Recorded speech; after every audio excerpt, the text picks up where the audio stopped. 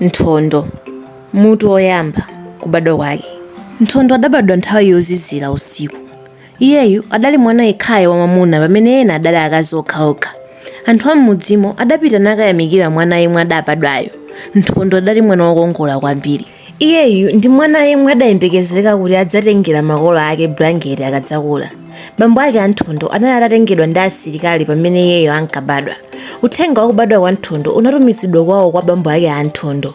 Anthu akwawo kwa bambo ake Nthondo adalandira uthenga wa kubadwa kwa Nthondo ndi chimwemwe.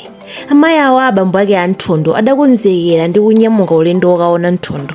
Akwawo kwa bambo ake Nthondo adayamikira za kukongola kwa Nthondo ndipo adadziwitsidwa kuti bambo ake Nthondo adatengedwa ndi asilikali. Akwawo kwa bambo ake Nthondo adakhala kwa amayi ake Nthondo kwa kanthawi ndithu. Mfundo zikuluzikulu za mutu chisangalalo. Anthu amudzi wakwawo kwa Nthondo adasangalala ndi kubadwa kwake.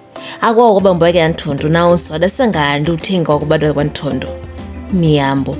Bambo ake Nthondo adakakhala kuchikamwini. Akwawo kwa amayi ake Nthondo adakanena za kubadwa kwa Nthondo kwa kuchimuna. Kuthandizana. Anthu amudzimo adathandizana powafunira madzi amayi ake Nthondo popeza anali akudwala. Maphunziro a mutu.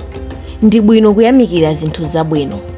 Ndi bwino kuthandiza anzathu pamene ali m'mavuto.